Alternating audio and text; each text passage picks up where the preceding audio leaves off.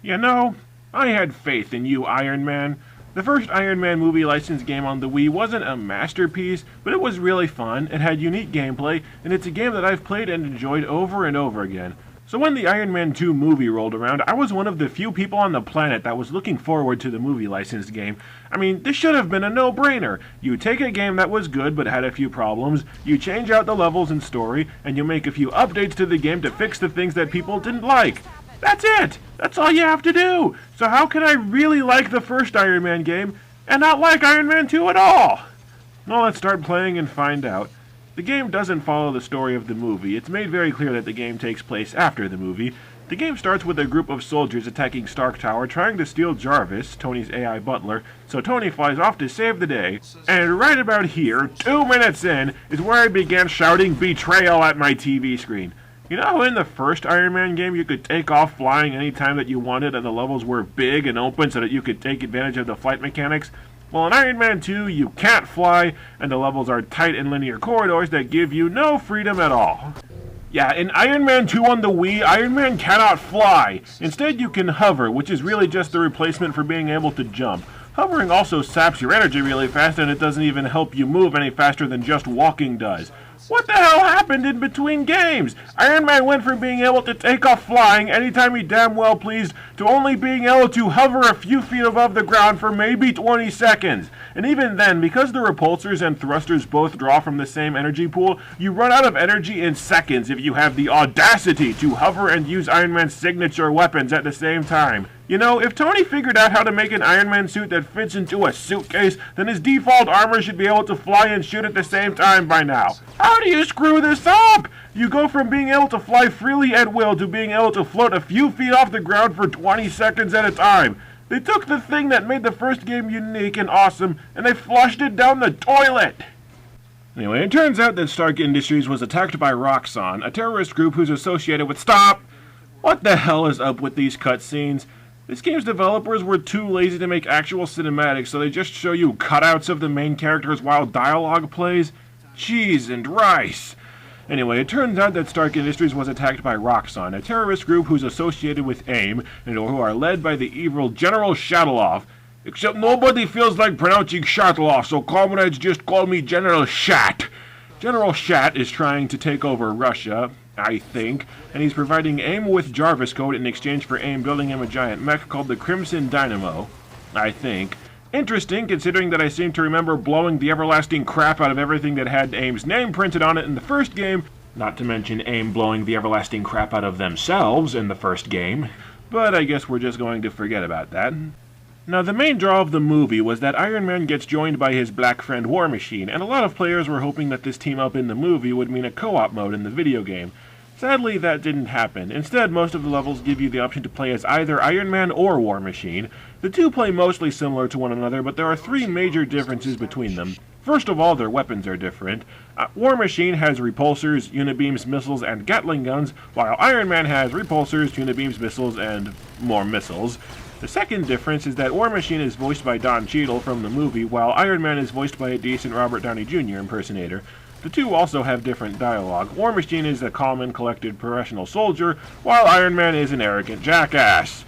The third major difference between them is that Iron Man is immortal! If War Machine runs out of health in the middle of a mission, you have to start back at a checkpoint. If Iron Man runs out of health, the game starts up a little puzzle where you have to guide a spark to the center of Iron Man's arc reactor, and if you succeed, your health is fully replenished. But because the game is deathly afraid of anything that can be construed as challenge, the game gives you the option of pressing the B button to skip the puzzle and revive Iron Man anyway.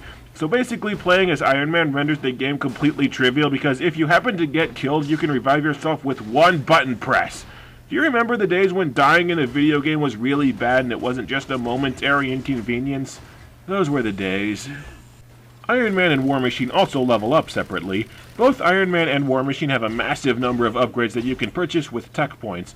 Despite the game telling you otherwise, there are only two ways to earn tech points. You get them by tracking down trophies, which doesn't get you nearly enough points to get all the upgrades, and your main source of income is you get them for performing special takedowns on mechanized enemies. This basically means that there are only two enemies in the game that give you XPs. The upgrading system in the first game was simple. You got armor upgrades automatically as you played the game, and you got weapon upgrades by using the weapon that you wanted to upgrade. In Iron Man 2, the upgrade system is padding to artificially lengthen the game. You have to grind like crazy to get the points to buy all of the upgrades you want, because there's a ton of upgrades, and the upgrades are so expensive that even if you find the tech trophies, you still won't have nearly enough points to buy everything. I naturally put most of my tech points into upgrading War Machine because Iron Man is A, immortal, and B, a massive dick.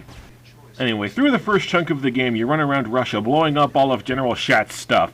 You start by liberating an oil refinery where we discover that Iron Man's repulsors can magically put out fires. Shut up, they just can. And then you charge on General Shat's main base. Holy shit! Iron Man can fly after all! As you're fighting through General Shat's base, you come across Black Widow in the holding cells, and here's the perfect example of why I prefer using War Machine over Iron Man in this game. If you rescue Black Widow as War Machine, he acts like a professional and discusses what they should do next. If you rescue Black Widow as Iron Man, he hits on her. Tony, you do know that you already have a smoking hot girlfriend at home, right? What a douche. What's weird is that the dialogue in the game seems to suggest that this is the first time that Iron Man and Black Widow have met, but how is that possible if the game is set after the movie and Black Widow was one of the main characters of the movie? What, did Tony get blackout drunk after the movie ended and he completely forgot who Black Widow is? Because that would make sense. After you kill the Crimson Dynamo, which is a really crappy boss fight, you fly around Budapest doing... why are we in Budapest? Well, anyway. I guess that I should talk more about the gameplay. It won't take long because the gameplay is boring!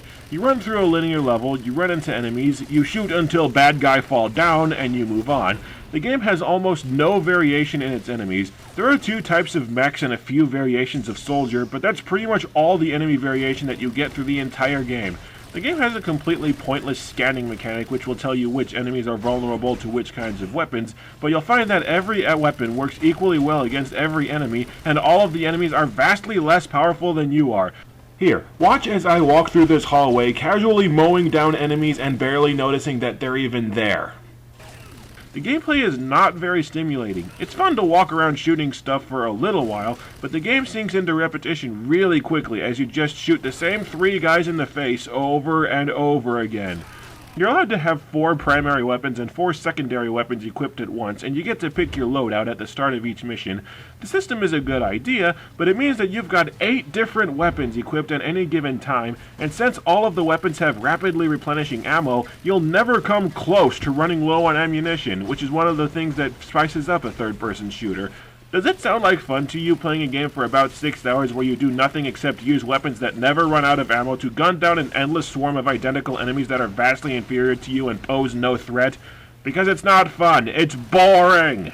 The first Iron Man game made you feel like you were Iron Man. The levels were big and open and you could take off flying around any time that you wanted. The game had a wide variety of enemies. You went from mowing down soldiers with a machine gun to duking it out with other Iron Man mechs to bombarding a supply train with missiles to tearing a tank apart with your bare hands. In Iron Man 2, you get led by the nose through small, tight, strictly linear levels, gunning down enemies that die easier than Goombas. In the first Iron Man game, the wide variety of enemies and the limitations on your weapons meant that you had to cycle between weapons to match each situation. You had to know to prioritize targets, you had to know to cut power to your repulsors and give yourself a needed health boost, you had to fly around and seek cover when the enemy started kicking your ass, and cover was hard to find in that game. In Iron Man 2, the enemies consist of 2 fragile mechs and soldiers that die in 1 hit.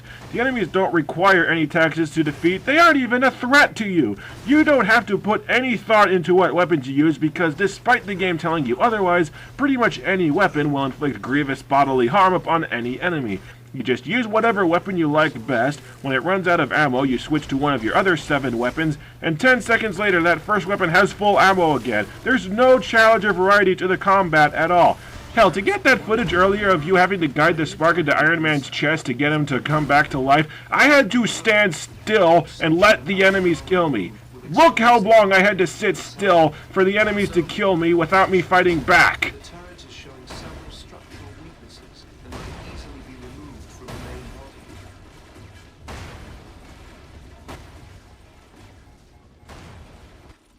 The game also has a lot of nagging problems with its basic design and coding.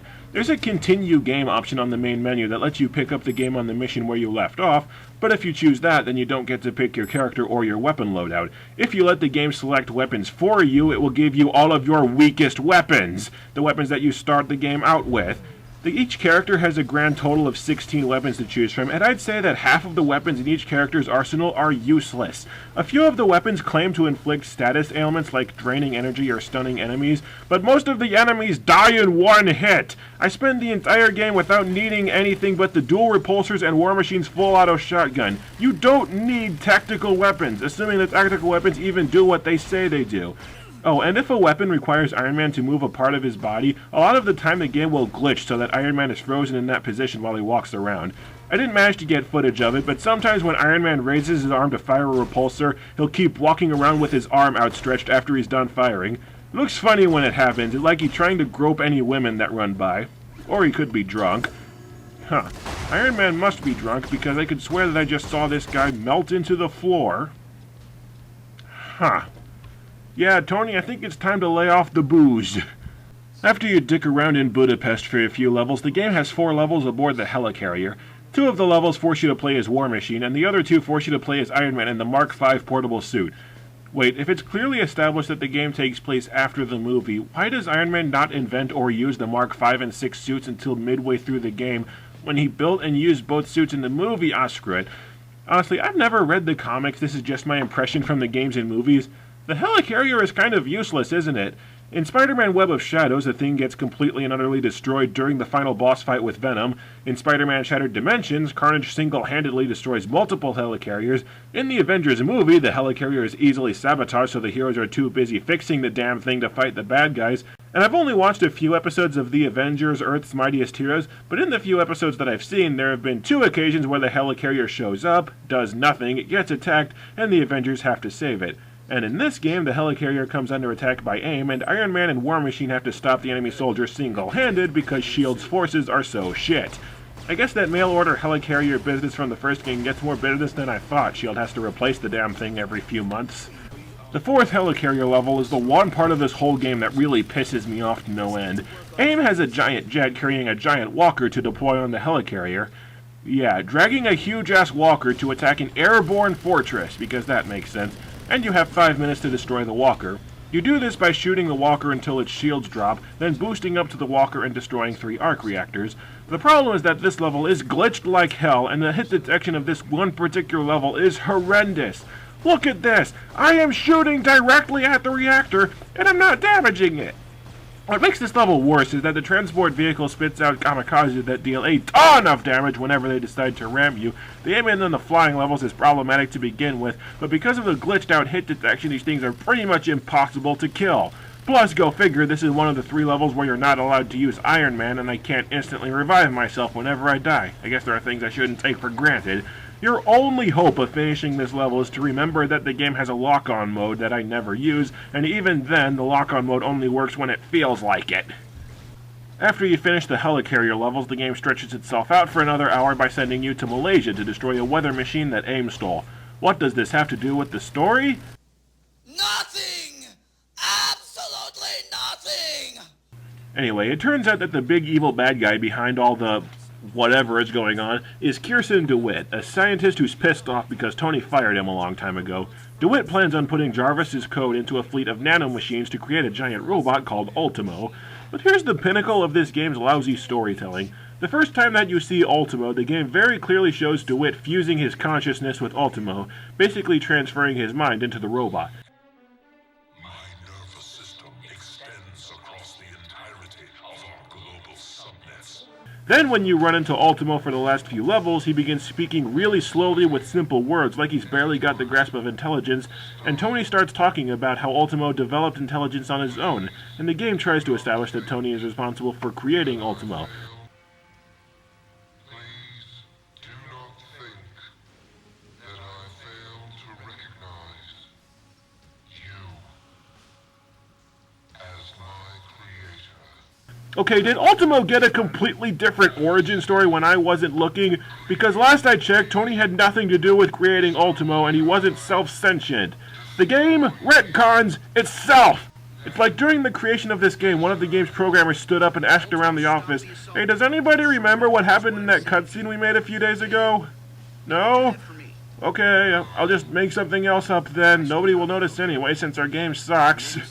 So you spend the last 3 levels fighting Ultimo, which could have been cool if not for Iron Man's lack of flight abilities. See, because Iron Man can't fly in this game, Ultimo very nicely creates a ton of platforms around himself for you to float between. Well, at least he's a polite villain. Like the game is bending over backwards to try and build a climactic ending with this lame-ass game engine. But the last 3 levels are actually the only marginally interesting levels in the game because enemies respawn almost immediately after they die. But even with this little twist, the game still isn't difficult because the game only ever sends a few enemies at you at once. Bottom line, this game ends with Iron Man fighting a robot the size of a skyscraper, and it's still boring! And the fact that they managed to make a giant robot boss fight boring is the only commendable thing about this entire game. This game is such a bitter disappointment. They took a flawed, but at its core, fun and unique game, threw it in the trash, and then proceeded to make the most bland and generic shooter that I've ever seen. The game is too damn easy. It isn't even remotely challenging one single time, apart from the one level where you have to fight lousy controls and hit detection. The game is just dull, bland, and what was it? Oh yeah, boring! This game is like Batman Vengeance. It's not bad enough for me to outright hate, but it's also not nearly good enough for me to recommend that anybody anywhere ever play it. It's the very definition of the word mediocre. I've heard that the Iron Man 2 game on the other home consoles is also a heap of steaming crap, so we or no we, it looks like Iron Man 2 was just a massive strikeout. Oh well, hope springs eternal. Maybe Iron Man 3 will be better. But I really don't think so.